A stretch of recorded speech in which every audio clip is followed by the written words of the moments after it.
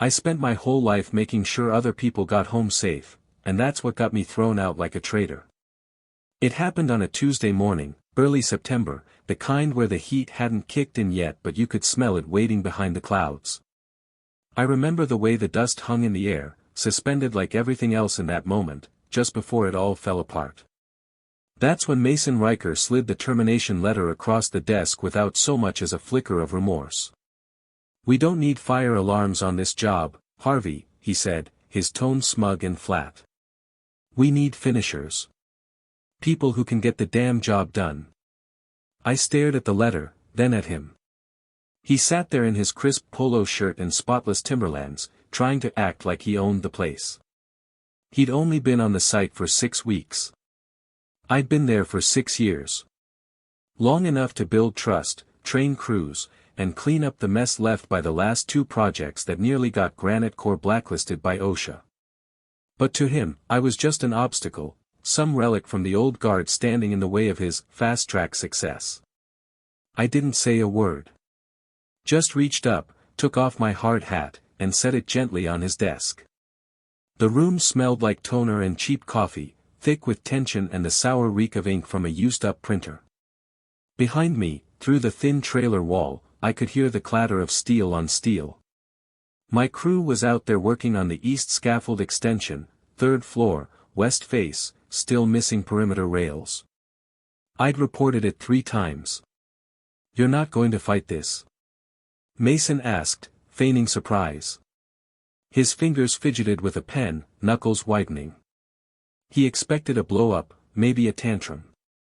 Something he could use to paint me as unstable. I just looked at him, steady and calm. "Nothing to fight," I said. "You've made your decision. You're old school, Harvey," he added, like he was doing me a favor by explaining it. "You do things by the book, and I get that. I do. But schedules are tight, margins are thinner, and the way this industry's headed, we can't gold-plate every safety reg." I nodded, once, slow. "Got it."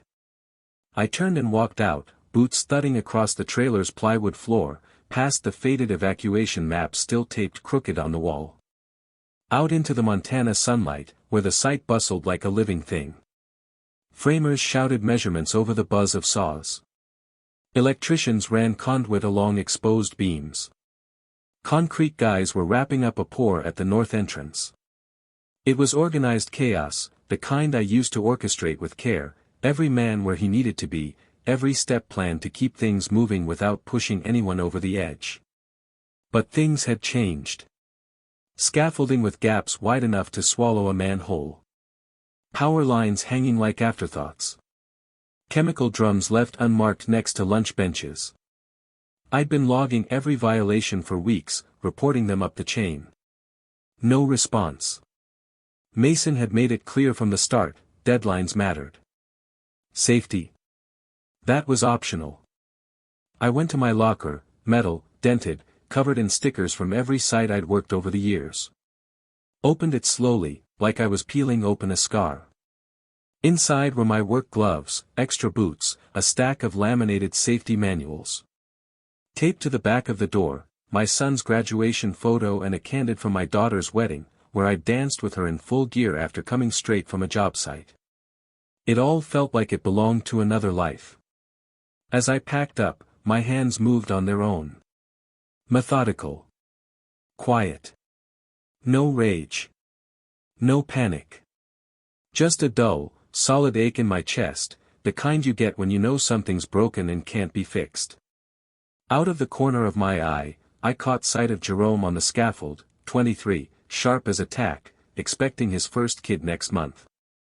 He was up there without a harness, leaning out to check a beam Mason had rushed them into placing. My gut twisted. That should have never been allowed. That was my job. Protecting them from decisions like that. I turned and walked toward the gate. That's when the past caught up with me. Just a flicker, my father, high above the ground, balancing on a half-built beam like he was invincible. I was 12 when the call came in. He'd fallen 3 stories. Broken his back. He lived, sure, but in a way that made death look like mercy. Pain became his second skin.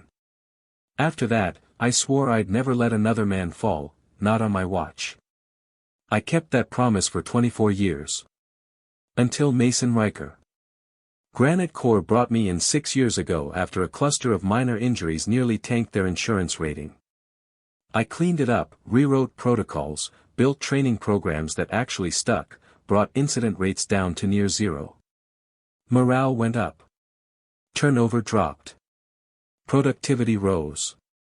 Funny how people worked better when they didn't fear getting crippled by lunch. Then the Fox Haven project came in. $18 million. High profile. Short timeline. CEO Warren Carlyle decided we needed a closer to hit the new 6-month target. That's when Mason arrived. Young, polished, corporate trained. Called me Safety Jesus in meetings like it was a joke. He smiled a lot that first week. By the second, the smiles turned into tight-lipped glares when I pushed back. Do we really need to inspect harnesses daily, Harvey? Weekly should be fine, right? This lockout procedure, can't we get the electrician started first, then come back to it? I'd explain the regulations, the why behind them. But he didn't care. He just wanted check marks. Compliance theater, he called it once, grinning. The last straw came when I overheard him during a morning briefing, get it done however you need to, just hit the milestone. I waited until the crew left, then closed the trailer door behind me. You don't tell them to ignore procedure, I said, voice even. I didn't. I trust grown men to know what they're doing. No, you trust that they won't die before the inspection. He laughed. Laughed. You've been in this business long enough to know the game, Harvey. We say the right things when corporate's watching. The rest? Just keep the line moving. Not on my site, I told him. That's the problem, he snapped. You think this is your site? Maybe I had. Maybe I cared too much. But now, standing outside the fence with my gear in the back of my truck, I realized something. They'd taken my job, my title, but not the fire in my gut. Because out there, right now, were men working on scaffolds that could kill them. And the only thing standing between them and disaster used to be me.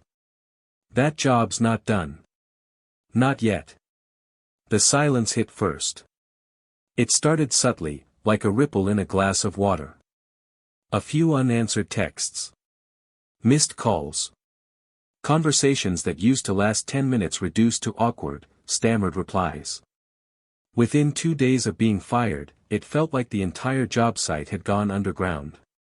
The guys I'd worked with for years, trusted, trained, fought for, were suddenly ghosts. At first, I told myself it was nothing. People were busy. Tied up. Caught in the machine. Then Elaine got the call. She was standing in the kitchen, barefoot, holding a mug of coffee when her phone buzzed. I watched her brow furrow as she answered. Listened as her side of the conversation dropped from polite to tense to pale, silent fear. When she hung up, she didn't speak right away. Just stared at me, gripping the phone like it might start burning in her hand. They said, she finally managed, voice shaking, they said you should stop pushing. That it's not worth it. That we have a family. I took the phone from her hand gently and set it on the counter. What exactly did they say? She repeated it, word for word. If you want your husband to stay out of trouble, maybe remind him that some things are better left buried. For your family's sake. A chill settled in my bones. Not rage. Not fear. Just this hollow, calculated stillness, like the first moment you realize the fire has already started in the next room. Mason wasn't just covering tracks. He was laying traps. That same day, I got a voicemail from a number I didn't recognize. The voice on the other end was familiar, though strained, like someone reading from a prepared script. Hey Harvey, just wanted to say sorry things ended the way they did. But, I'd appreciate it if you didn't contact me or the guys anymore. We've got our hands full here. It was Daryl. One of the last to stand with me. Now, silenced. I found out later that same afternoon what had happened. A buddy from the HR department, one of the few left who still had a soul, forwarded me a company-wide memo, marked confidential in bright red. All employees are required to sign the updated NDA as of September 12. Any communication with former employee Harvey Doyle regarding internal project matters will be considered a breach of confidentiality and grounds for immediate termination or legal action. They weren't just isolating me. They were building a wall so high no one could even look my direction without risking their job. So I stopped trying to reach out. And I started writing instead. I pulled out the old field notebooks I'd kept, dozens of them, spiral-bound and stained with coffee and dust. I cross-referenced every photo I'd taken, every text message from Mason, every recorded conversation I'd saved over the last month. I built a timeline from the ground up. Dates. Violations. Witnesses. Counter-directives. Deliberate negligence. I didn't just want to expose what Mason had done, I wanted to prove it was a pattern, not a mistake. That it wasn't just one bad call under pressure, but a calculated system designed to make it look like safety was happening when it wasn't. Elaine started sleeping with the lights on. I didn't ask her to. But I knew why she did. She was scared that I might end up like Dad. That thought never left me either. One night, maybe a week after I'd been fired, I had the dream. It was always the same. Dad's lying on the stretcher. Pale. Eyes glassy. The bright white of the ER lights bouncing off the steel frame as they wheel him down a too-quiet hallway. I'm 12 again, trying to keep up with the gurney, breath short, my feet slipping on the tile. But this time, he turns his head to me. And he speaks. You still have time to stop the next one. I woke up drenched in sweat. The house was still. Elaine was curled beside me, one hand on my chest like she could feel the battle I'd been fighting in my sleep. I slid out of bed, careful not to wake her, and sat at my desk in the next room. The blue glow of the monitor lit up the dark like a warning flare. I opened a new document. To Occupational Safety and Health Administration, Regional Office. Subject, Formal Safety Complaint regarding Granite Core Project, Fox Haven Site. And then I wrote. Every line. Every name. Every failed inspection. Every instruction Mason gave to skip protocol, to fake it for the paperwork. I attached the photos, voice memos, internal emails. I even added screenshots from the project management app showing inconsistencies in task logs. I didn't dramatize it. I didn't editorialize. I just told the truth. And I hit send. It didn't make me feel better. Not right away. There wasn't any catharsis. Just that same cold, grounded focus. Because I knew what came next. They'd deny it. Bury it. Maybe even spin it back on me. Paint me as disgruntled. Unstable. Bitter. But they wouldn't be able to say I hadn't warned them. And when, not if, something went wrong out there, my report would be on file. Time-stamped. Backed up. I wasn't naive. I knew how this played out for most whistleblowers. But this wasn't just about me. This was about Jerome, who was about to become a father. About Armando, whose knees were shot but still climbed scaffolding for his kid's college fund. About the hundreds of others who didn't get a voice, who got used up and tossed aside the second they slowed down. So I kept writing. I turned the reports into a daily ritual.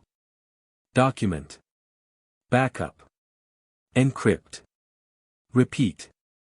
If they were going to bury me, I'd make damn sure they had to dig through a mountain of evidence first. And maybe, just maybe, someone would finally listen. By week 3, I stopped expecting the phone to ring. No one from OSHA had called. No one from the company had tried to sue me. Which was odd, too quiet to feel safe. When you throw a live grenade into a room full of suits and no one flinches, it usually means they've already pulled the pins on their own. I was on the porch late one night, sipping burnt coffee from a cracked thermos, when the text came through. No name. No number. Just this. There's someone on the inside who's starting to crack. Level 3, Claiborne Parking Structure. 11:15 p.m. Come alone. I stared at the screen, thumb hovering over the reply button. I should have deleted it. Should have ignored it. But curiosity doesn't listen to caution when it sounds like a sliver of hope. At 10:40, I was already parked on the second level, engine off, seat leaned back just enough to keep an eye on the staircase. I waited, heart steady but aware. I'd been in the game too long to trust anonymous meetings in concrete garages. My Glock was in the glove box. Just in case.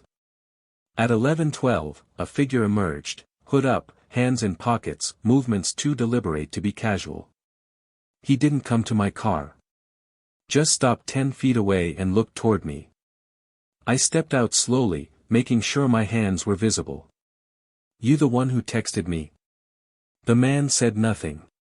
Just held out a small, silver USB drive.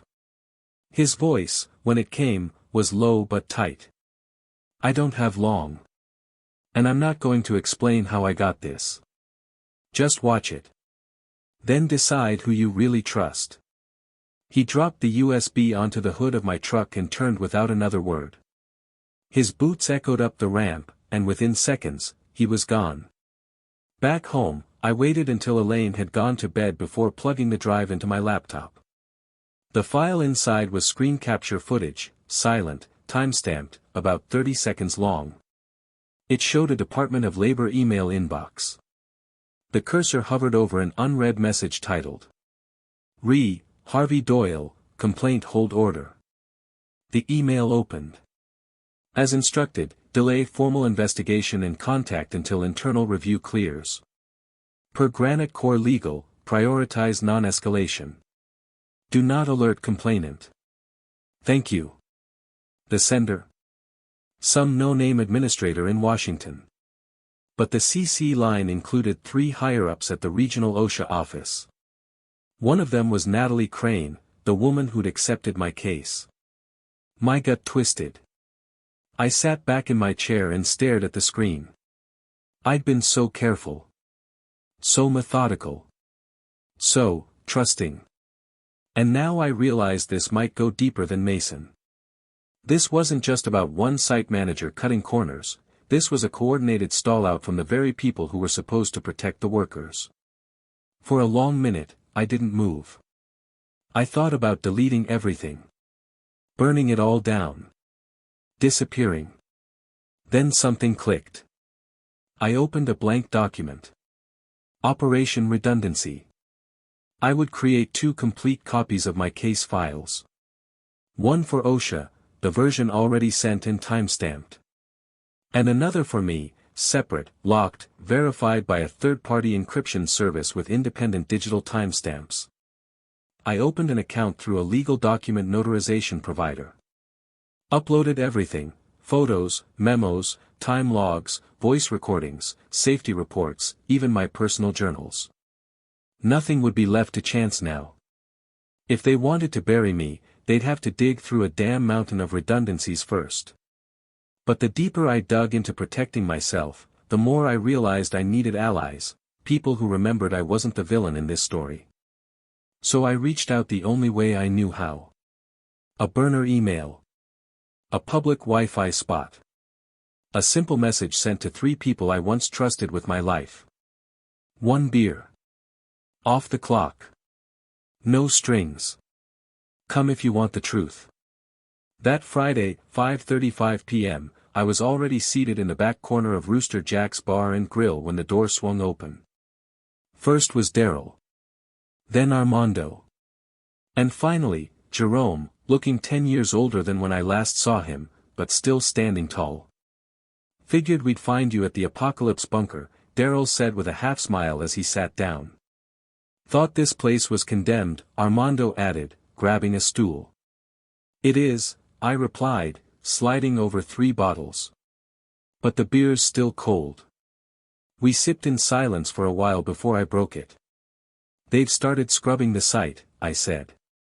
Replacing railings. Adding warning labels. Faking documentation. My guess? There'll be nothing left to prove anything by the time a real inspection happens, if it ever happens. Jerome leaned in. We know.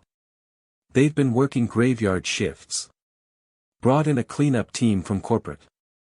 Armando lowered his voice. But that's not the worst of it. Mason's digging into you. Hired a PI to comb through your past, court records, job sites, old supervisors. Looking for anything to paint you dirty. Or make something up if they don't find it, Darrell added. I clenched my jaw. Let him dig. I've got enough counterweight to bury him if he tries. But Jerome wasn't done. Word is he's trying to spin a story that you were the one who ignored safety, blaming you for the missing reports. He wants to file an official rebuttal before any OSHA investigator shows up. I didn't respond right away. Instead, I reached into my bag and placed a small voice recorder on the table. Then it's a good thing I never stopped recording. They looked at me, eyes wide. I hit play. Mason's voice echoed from the tinny speaker.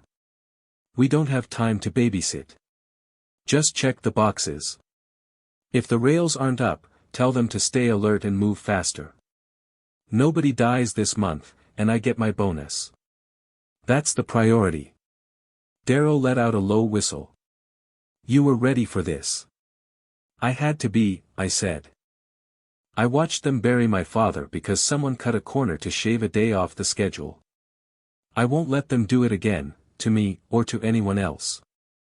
They nodded. The air in the room shifted, less weight, more resolve. I'm going to blow this wide open, I said. But I need you to be ready when the dust hits. They'll come after anyone who stands with me. Jerome straightened in his chair. Let them. They can't fire all of us.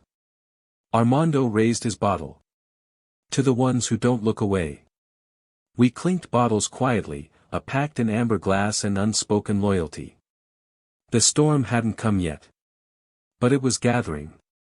The farther I drove from Montana, the quieter it got inside me. 3 weeks ago, I'd have told you I didn't have time for long drives or detours. That the best place to fight was on site, in the dirt and steel where the danger lived. But now, I understood something deeper. Mason Riker wasn't just a bad manager. He was a weapon in someone else's hand. And if I wanted to stop him, I needed to find the arm that was swinging him. That's what brought me to Wichita, Kansas, heat-soaked, rust-worn Wichita, where Glenn Proctor had vanished after Granite Corps used him up and spat him out.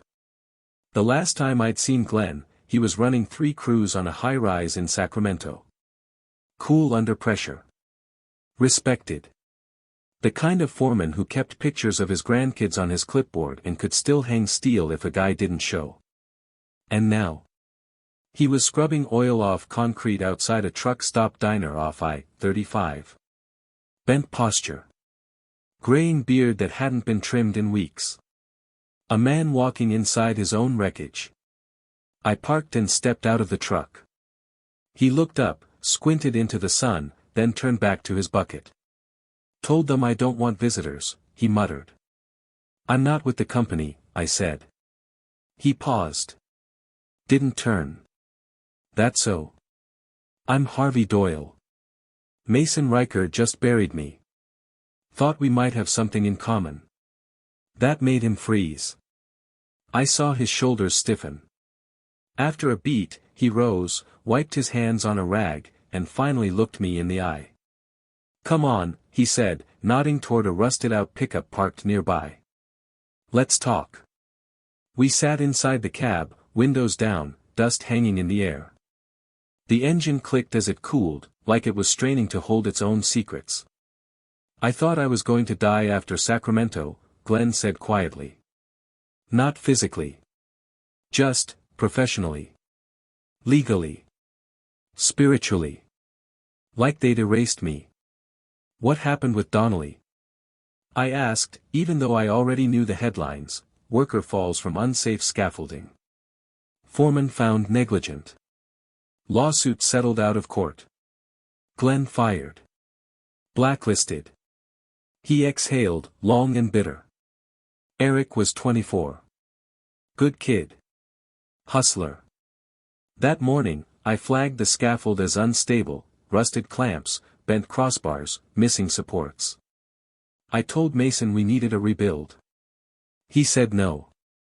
Said the deadline wouldn't budge. I clenched my fists.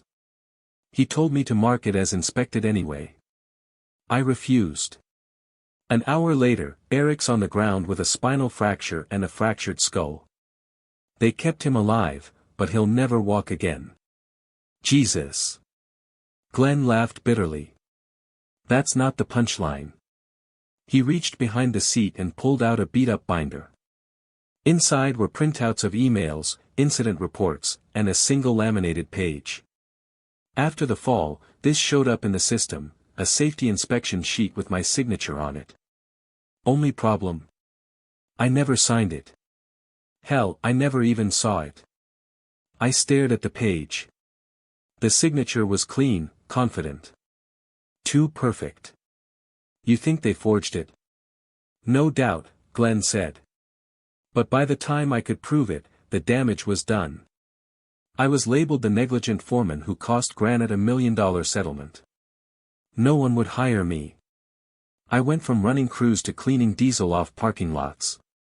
He passed me a small flash drive. Inside's everything I saved: emails between Mason and corporate legal, notes from a private meeting I accidentally recorded on my phone. Listen to this.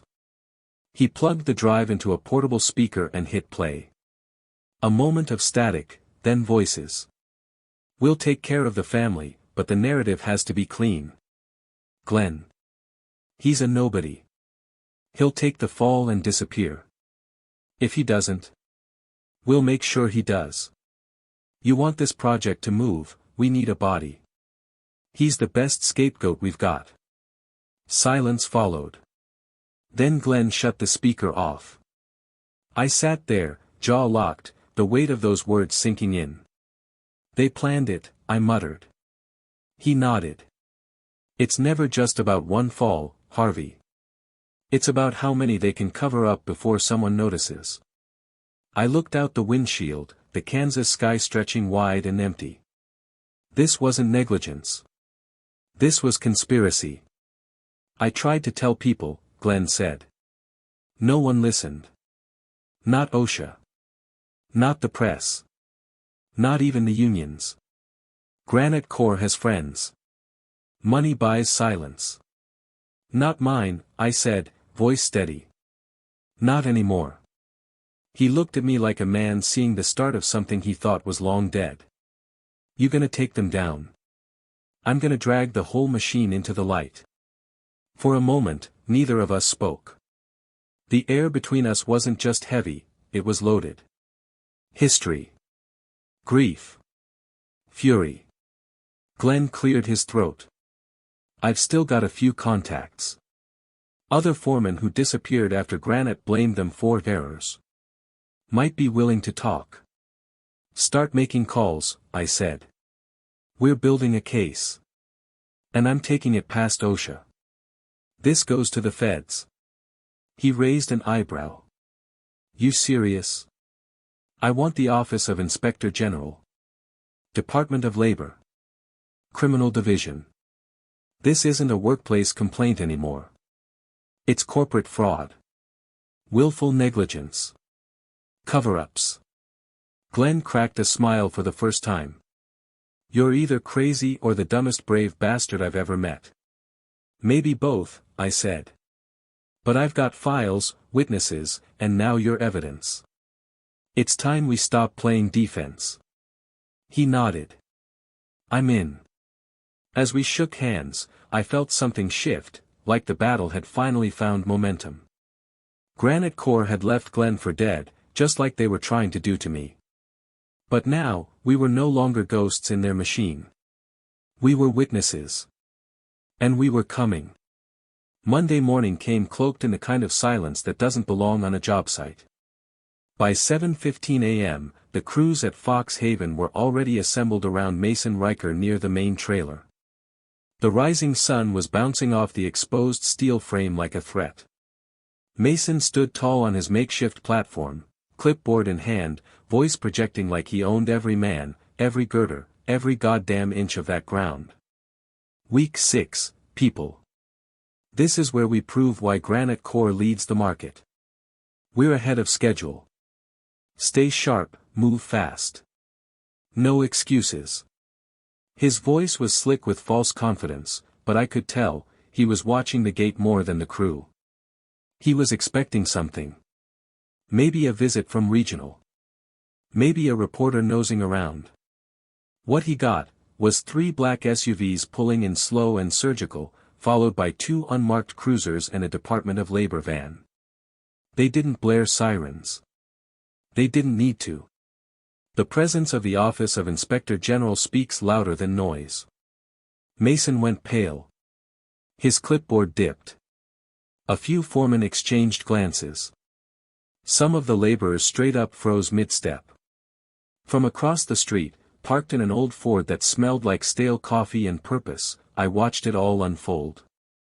Next to me sat Glenn Proctor, expression unreadable behind thick glasses and a tightly clenched jaw. We hadn't said much during the drive.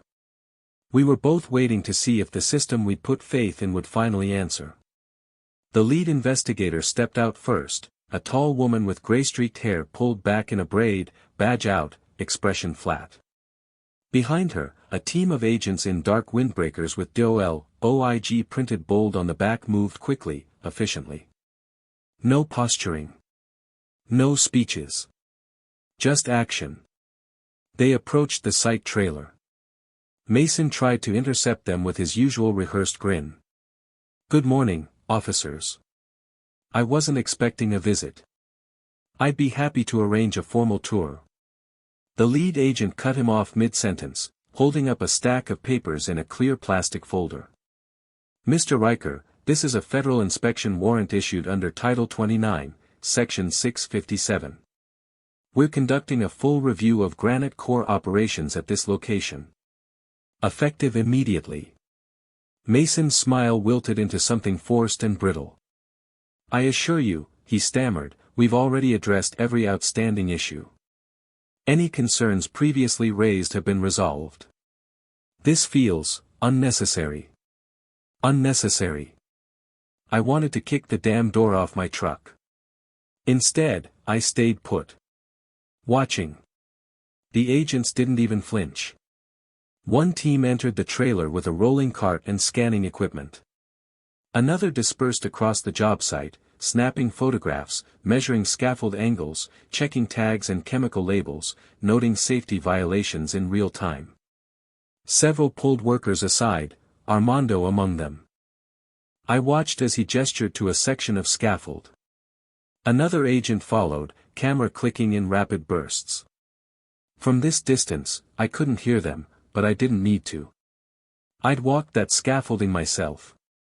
I knew what was still missing: guardrails, proper anchoring, actual compliance. At 8:14 a.m., one of the investigators emerged from the trailer with a confused expression, holding a tablet. He spoke quietly with the lead agent. I leaned forward, senses prickling. She looked up. Then pointed across the street. To us. My stomach dropped. Glenn sat up straighter, eyes narrowed. A pair of agents approached the truck, calm but purposeful.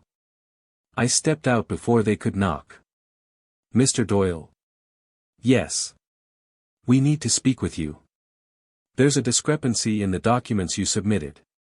Glenn shot me a look, uncertainty sliding into alarm. "What kind of discrepancy?" I asked, voice steady. The agent glanced at his notes. "One of the documents submitted under your complaint file appears to contain a falsified signature, specifically, a safety inspection report from the Sacramento site. Signed by Glenn Proctor. I looked at Glenn. His face had gone white. I never signed anything for Sacramento, he said. You're absolutely sure? Positive. That report never existed. It's fake. The agent nodded, unsurprised. I reached into my jacket, pulled out a slim leather folder, and handed it over. This is the notarized record of the full evidence file I submitted 3 weeks ago to the federal portal. Digitally timestamped and verified by a third-party legal chain of custody service. I also provided an identical copy to an off-site counsel in Sacramento for redundancy. The lead agent took the folder, flipping through it. No version of that report exists in the original, she asked. No, I said. And if you open the verified drive inside, you'll see the file hashes don't match. Which means someone inserted a falsified document after my official submission. Glenn stepped forward. They're trying to poison the well. Make him look like the one lying. Who had access to your files before this? The agent asked. Only one person outside OSHA, I replied. And I didn't give him access. He gave me a USB, claimed to be a whistleblower inside the department. The agents traded glances. I continued. He met me in a parking garage. Hooded. Never showed ID. That USB is the only one that didn't go through chain of custody. And I never included anything from it in the file I submitted. The lead investigator's expression changed, shifting from bureaucratic neutrality to something sharper. Intent. We'll run the metadata. If this is confirmed, it's tampering with a federal investigation. No, I said. It's conspiracy to obstruct justice. The guy who gave me that USB wasn't an insider. Glenn nodded grimly. He was Granite's lawyer. The agents froze. You're sure? One asked. Absolutely, I said.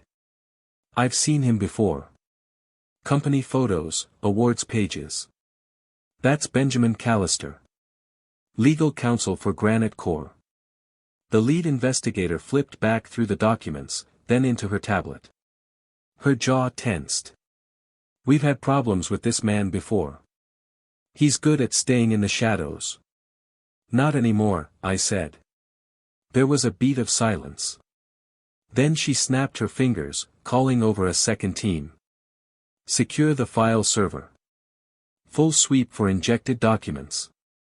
I want a chain trace from every access point in the last 30 days. Get a subpoena for Callister's personal and company devices. And flag this entire job site for immediate safety shutdown. Her eyes found mine again. You've done your homework, Mr. Doyle. Now let's do ours. At 9:23 a.m., Mason Riker was escorted to the parking lot. Not in handcuffs, yet, but with 2 agents flanking him and his phone confiscated. His face was blank, but the twitch in his jaw gave him away. He spotted me across the road. I didn't smile. Didn't gloat. I just stared at him. Let him see the cost. He didn't break eye contact. Until Glenn stepped beside me. That made him flinch. You see him? Glenn said quietly. That's the face of a man who just realized he's not the top of the food chain. They never are, I murmured. By noon, the site was shut down. All operations frozen. All digital access locked. By 3 p.m., I received word from our federal contact. Not only had the forged file been isolated, it had been traced directly back to a device registered under Callister's legal department login. The twist Granite tried to spring on me. It snapped back. And now the case was no longer civil. It was criminal. And it had teeth. For months later, I stood behind floor-to-ceiling glass, 21 stories above the downtown sprawl of Denver. From here, the city looked calm. Almost gentle. As if it hadn't noticed how close it had come to breeding another Fox Haven. Below me, the new Alverton development project was in full swing. Men moved in coordinated rhythm across clean scaffold, every one of them clipped into proper harnesses. Helmets gleamed under the sun, safety vests bright like neon shields. Railings were secured. Warning signs posted. Ground crew wore eye protection without being told. I watched one of the newer guys triple-check his fall arrest before stepping onto the frame. No one had to yell. No one had to rush. No one was afraid. My job now was to make sure it stayed that way. When Alverton brought me on as their National Director of Site Safety, they didn't just give me an office. They gave me veto power. Real authority. If I said a job stopped, it stopped. Period. No more begging project managers to listen. No more pleading with legal. No more whispers behind my back. And it wasn't just because I knew the rules. It was because I'd proved what happened when people broke them, and what it took to make them pay. Granite Corps learned that lesson the hard way. The federal indictments dropped 6 weeks after the raid on Fox Haven. Headlines followed within hours. Granite Corps executives charged with fraud, witness tampering, and criminal negligence. Warren Carlyle, CEO, was the first name listed. He went on record denying knowledge, but the emails told a different story. The feds found wire transfers linked to shell companies used to reward silence. Mason Riker had personally signed off on falsified logs and intimidation campaigns. 3 other managers across multiple sites were named as co-conspirators. The charges didn't stop at workplace safety. Once the Department of Justice opened the books, it became a flood: obstruction, falsification of federal documents, even money laundering connected to offshore accounts. Carlyle was slapped with a laundry list of criminal offenses. Mason took a plea deal and got 6 years in federal prison. The others are still waiting for trial. The company itself was barred from bidding on any government contracts for the next 12 years. Several civil lawsuits are pending from injured workers and their families. But for me, the moment that hit hardest wasn't when I saw the indictments. It was when Glenn Proctor walked into that TV studio with his chin held high. We'd been invited for a live interview on a national current affairs show, one of those evening news specials they run during election season. Glenn wore a clean navy blazer and had trimmed his beard. His hands still bore the scars of a lifetime in construction, but there was no shame in them now. Only quiet strength. When the host asked what had kept him going after everything, he just said, "I knew someone else would get hurt if I stayed silent." And someone did. But not anymore. That was the moment Glenn got his name back. He's consulting now, safety audits for smaller firms. The kind of work that actually helps people instead of burying problems under paperwork. And he's happy. Maybe for the first time in years. After the show aired, we got hundreds of emails. Some were from workers who'd nearly been in Glenn's shoes. Others were from family members of those who didn't make it home. But the ones I saved, the ones I printed and put in a drawer at my desk, were from foremen. Real foremen. Guys like me. They said things like, "You gave me language to say what I couldn't explain before. We thought we were the only ones. I'm doing the same in my company. Starting today." That's when I knew we'd done something that mattered. I was scanning final walkthrough reports from the Boise site, my last stop before our winter safety summit, when my phone buzzed. Unknown number. Just one line of text. 6 other contractors are adopting Granite's old model. And they know your name. I stared at the message for a long second, then set the phone down on the windowsill. Below me, 2 ironworkers locked a crossbeam into place, gave each other a nod, and moved on. A safety officer walked past with a checklist, pausing to examine a ladder that wasn't quite level. She called over a supervisor. They replaced it without a word. That was what winning looked like. I picked up the phone again and typed back. "Let them try." I smiled.